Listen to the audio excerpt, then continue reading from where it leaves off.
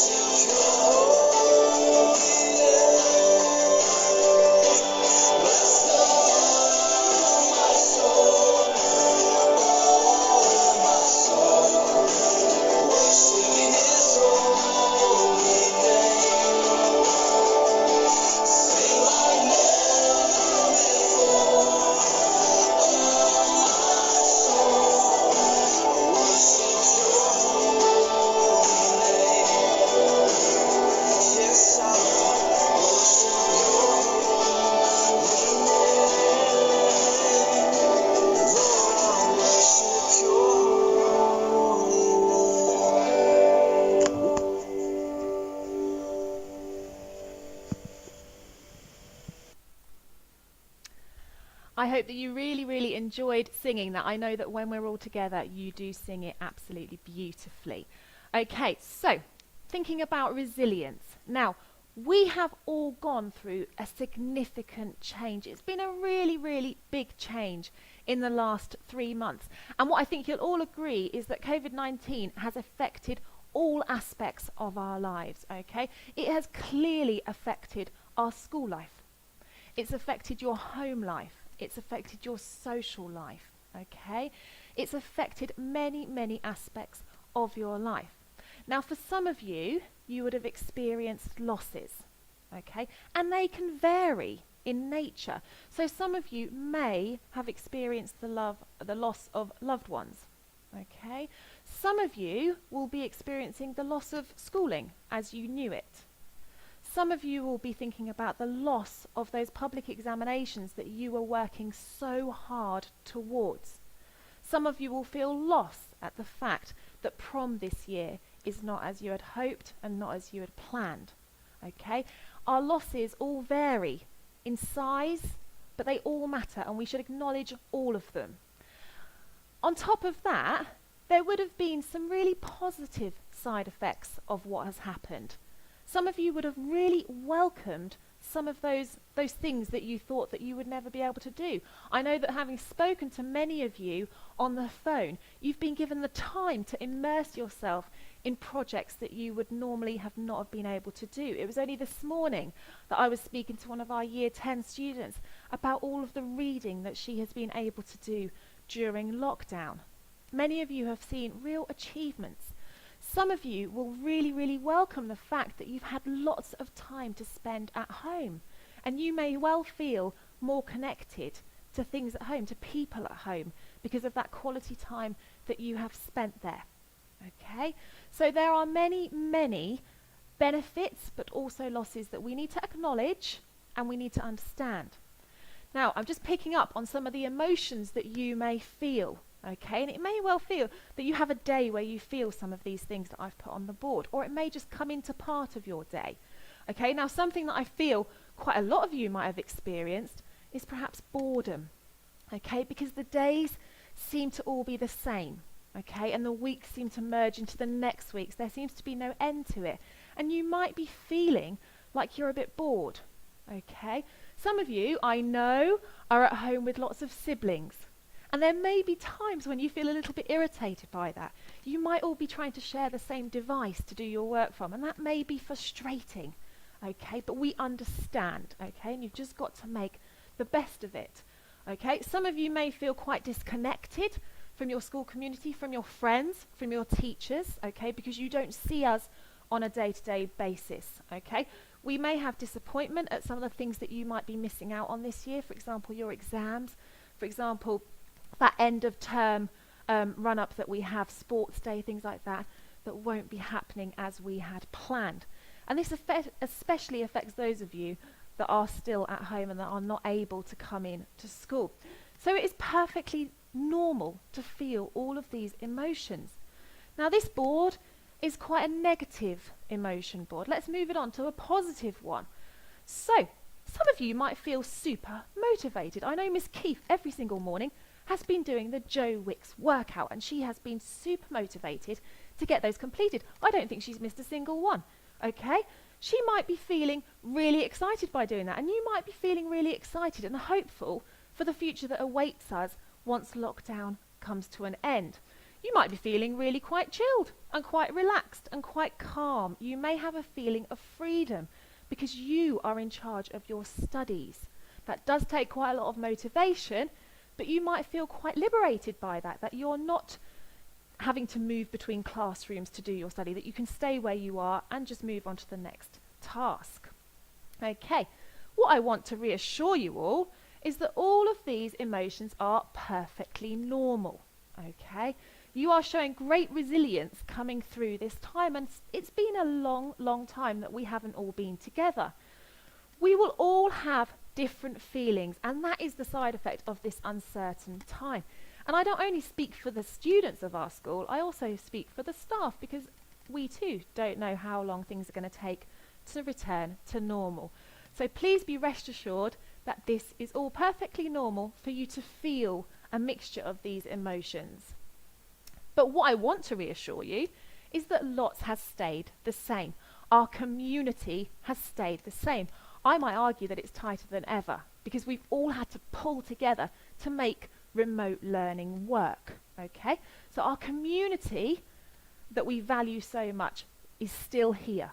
Okay, all of your teachers, the pastoral staff, the heads of years, the support staff, we are all here for you still. Many of us are back in the school building, many of us are working remotely at home, but we are all still here. So if ever you need anything, we are simply a phone call or an email away. Okay, you can always get in touch with us, and we are determined and committed to supporting you. The student body remains the same. You're all spread out geographically, you're all over the place, but you remain St Benedict's students, and you are all working towards a common goal. You are all still pushing your learning forwards. You are making steps through that curriculum, and we are supporting you through that. And finally, the school building, it's still here. It looks a tiny bit different. Some of our classrooms we've had to adapt to adhere to social distancing guidelines. We've got a few posters up, we've got some spots on the floor to mark where people can go, but the school building as you know it is still here and will be here for when you come back. Now, resilience. What I'm really, really proud of is that you have all shown that you can do really hard things. The last 3 months has been hard on everyone, but you have shown great resilience.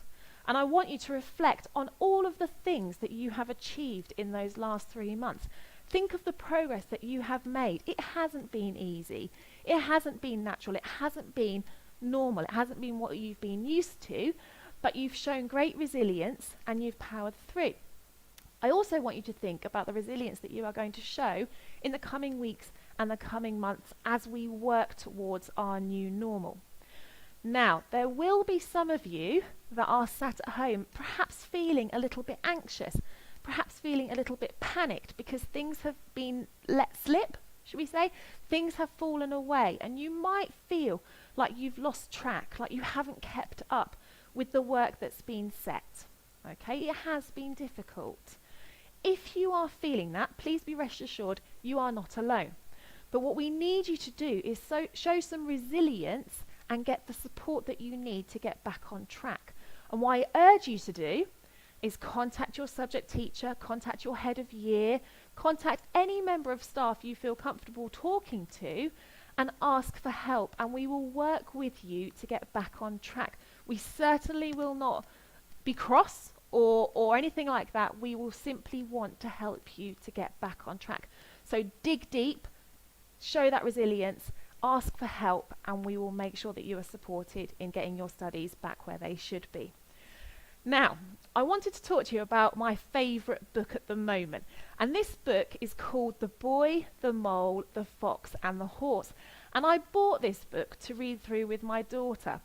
And what is really, really magical about this book, which appeals to children, teenagers and adults, it's really magical because you can open it up at any page. You don't have to start at the beginning if you don't want to. And you can simply read a page or 2 pages. And I promise you, you will be able to relate to it. Something on that page will resonate with you. And I thought that this page, when I was reading it through with my daughter, was really, really apt for what I'm talking to you about today.